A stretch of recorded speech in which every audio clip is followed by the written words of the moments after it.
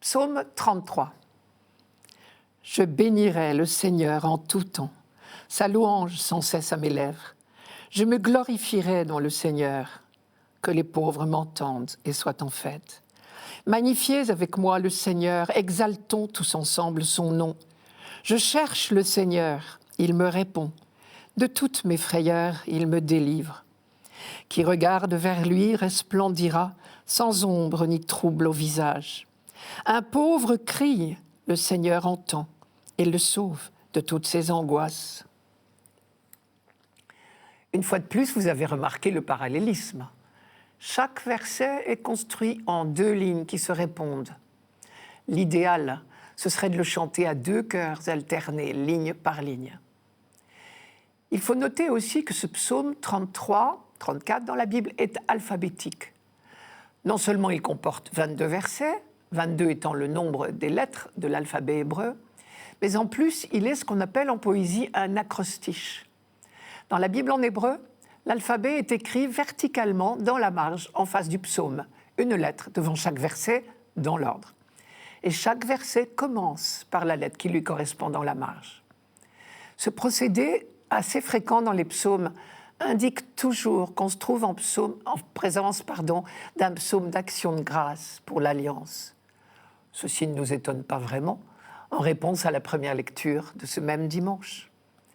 Vous avez en mémoire les petites phrases du livre de Josué, qui, sous couvert de nous raconter une histoire, était en fait une invitation à l'action de grâce pour toute l'œuvre de Dieu en faveur d'Israël.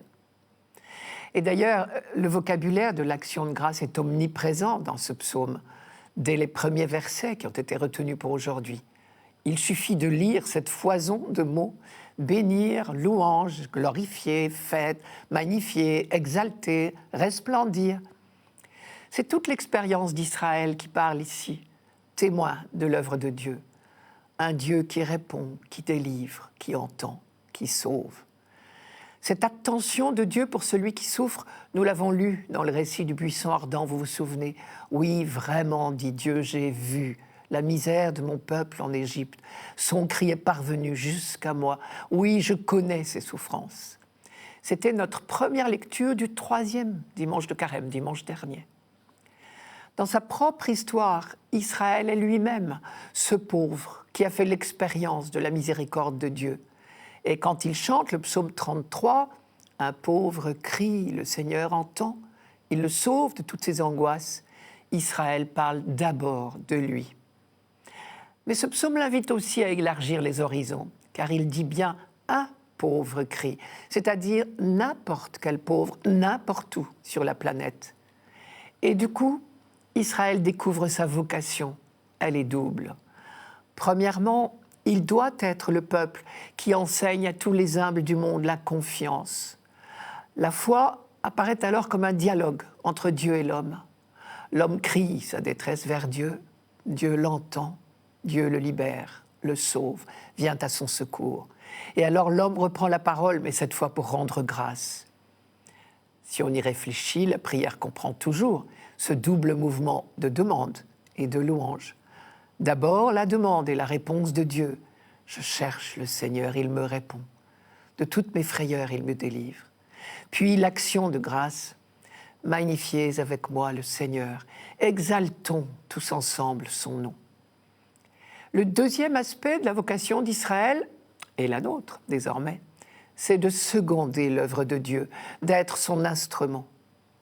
De même que Moïse ou Josué ont été les instruments de Dieu libérant son peuple et l'introduisant dans la terre promise, Israël est invité à être lui-même l'oreille ouverte aux pauvres et l'instrument de la sollicitude de Dieu pour eux. Ceci nous permet peut-être de mieux entendre cette fameuse béatitude de la pauvreté, exprimée chez Luc par la phrase « Heureux, vous les pauvres, le royaume de Dieu est à vous. » Et ici, que les pauvres m'entendent et soient en fête. Ce qui prouve une fois de plus d'ailleurs que Jésus était profondément inséré dans les manières de parler et le vocabulaire de ses pairs en Israël. J'y entends au moins deux choses. Premièrement, réjouissez-vous les pauvres, Dieu n'est pas sourd, il va intervenir. Deuxièmement, il a choisi des instruments sur cette terre pour venir à votre secours. La vocation d'Israël au long des siècles sera de faire retentir ce cri. Je devrais dire cette polyphonie, mêlée de souffrance, de louange et d'espoir, et aussi de tout faire pour soulager les innombrables formes de pauvreté. Il n'y a qu'une sorte de pauvreté dont il ne faudra jamais se débarrasser, c'est celle du cœur, le réalisme de ceux qui acceptent de se reconnaître tout petits et qui osent appeler Dieu à leur secours. Comme dit saint Matthieu, heureux les pauvres de cœur, le royaume des cieux est à eux. Il reste que la sollicitude de Dieu n'est pas une baguette magique qui ferait disparaître tout désagrément, toute souffrance de nos vies. Au désert, derrière Moïse, ou en Canaan, derrière Josué, le peuple n'a pas été miraculeusement épargné de tout souci. Mais la présence de Dieu l'accompagnait en toutes circonstances pour lui faire franchir les obstacles. Dans sa leçon sur la prière, l'évangile de Luc nous dit exactement la même chose, c'est au chapitre 11. « Demandez, on vous donnera. Cherchez, vous trouverez. Frappez, on vous ouvrira. » En effet, quiconque demande reçoit, qui cherche trouve, et à qui frappe on ouvrira. Quel père, parmi vous, si son fils lui demande un poisson, lui donnera un scorpion au lieu de poisson? Ou encore, s'il demande un œuf, lui donnera-t-il un serpent? Si donc, vous qui êtes mauvais, savez donner de bonnes choses à vos enfants, combien plus le Père céleste donnera-t-il l'Esprit Saint à ceux qui le prient?